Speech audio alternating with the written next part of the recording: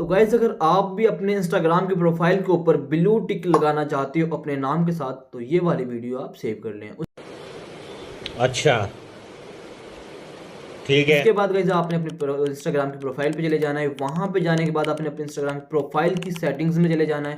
Settings में जाने के बाद आपने प्राइवेसी में चले जाना है। प्राइवेसी में जाने के बाद आपको क्रिएटर का ऑप्शन मिल जाएगा। वहां पे जाने के बाद आपको सबसे नीचे जाके गाइस एक वेरिफिकेशन अकाउंट या वेरिफिकेशन के नाम से आपको एक ऑप्शन नजर आएगा। उसके ऊपर आपने क्लिक कर लेना है। एक फॉर्म ओपन हो जाएगा। वहां पे आपने राइट नेम राइट इन्फॉर्मेशन डालनी है और उसके बाद आपने अप्लाई कर देना है। जैसे ही आप अप्लाई करेंगे तो 24 आवर्स के अंदर अंदर आपकी जो मतलब कि अकाउंट है इंस्टाग्राम का वहाँ पे जो ब्लू टिक है वो अप्लाई हो चुका होगा। तो आप इससे अपना ब्लू टिक ला सकते हो इंस्टाग्राम की प्रोफाइल के ऊपर। अभी मजा आएगा ना भिड़।